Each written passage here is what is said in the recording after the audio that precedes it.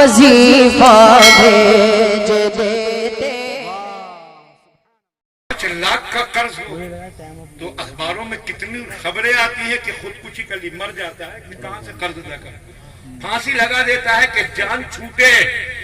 تو بینک کے قرض کے لیے آدمی اتنا پریشان کہ ادا کیے بغیر جان چھوٹے گی نہیں، زمین جائیداد خود کی ہونے کا نمبر آ جاتا ہے۔ پھر یہ نہیں سوچتے کہ یہ جو اللہ کا قرض نمازوں کی صورت میں چڑھا جا رہا ہے، اس سے چھٹکارا کیسے پاؤ گے؟ بغیر پڑے چھوٹنا نہیں ہے۔ اور اس حال میں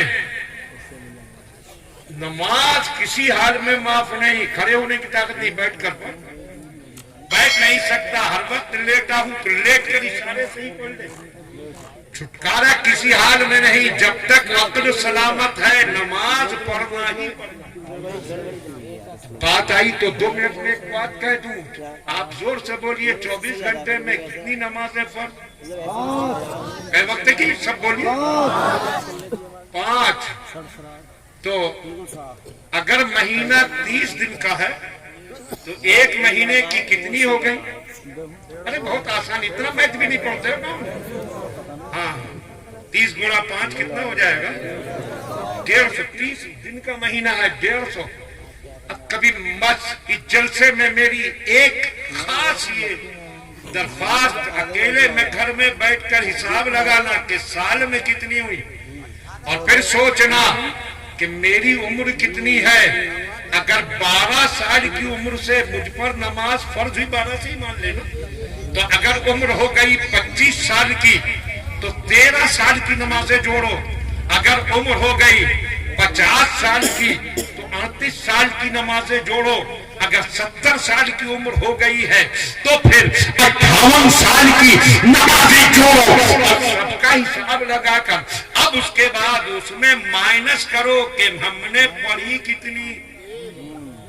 اتنا کرنا، ایک دن اکیلے میں بیٹھ کے جتنی پڑھی وہ مائنس کرو، اور پھر دیکھو کہ اب بچی کتنی، اور پھر یہ سوچو کہ یہ جو رہ گئی بچ گئی ان کو ادا کب کریں، کیسے ادا کریں گے؟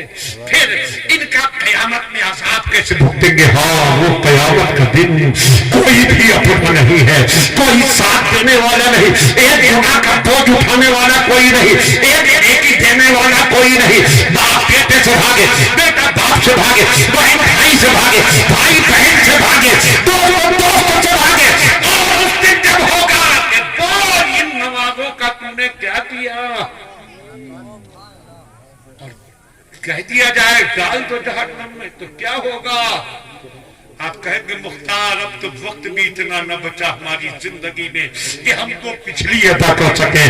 تو سنو، تم بہت رحمت والے دین کے ماننے والے ہو، تمہارا خدا رحمت والا، نبی رحمت والا، دین رحمت والا، اعلان رحمت ہے۔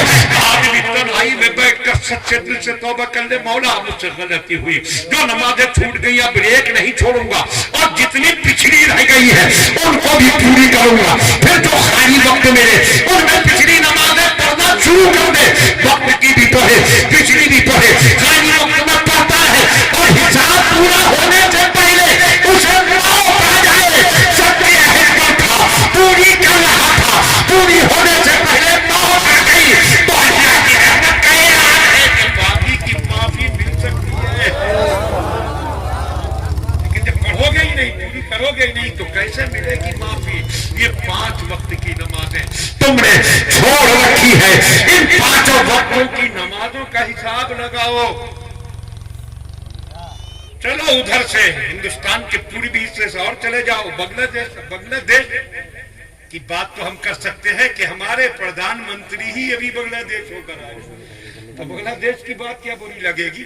بنگلہ دیش سے شروع کرو کہ فجر کا وقت وہاں کا کس وقت شروع ہوا، فجر کی جماعت وہاں شروع ہوئی، جیسے ہی وہاں شروع ہوئی وہاں سے تھوڑے کلومیٹر دور 1 منٹ بعد، پھر 1 منٹ بعد، پھر 1 منٹ بعد، اس طرح 1 منٹ بعد فجر کی نماز شروع ہو رہی ہے۔ پچھلی ختم نہیں ہوئی، پچھلی جگہ کی اگلی جگہ شروع ہو گئی، اور جب یہ سلسلہ فجر کی نماز کا پاکستان پار کرتا ہوا افغانستان کی سرحد تک پہنچتا ہے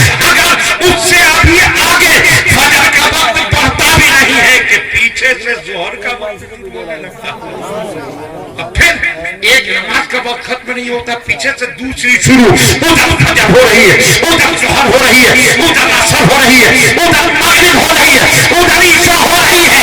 24 घंटे के हर सेकंड में कहीं ना कहीं नमाज होती है, और जब नमाज होती है तो हर सेकंड में अजान भी होती है, हर सेकंड में कुरान भी।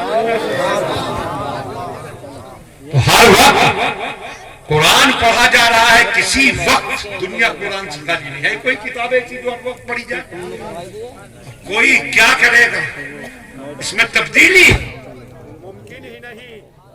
कोई बात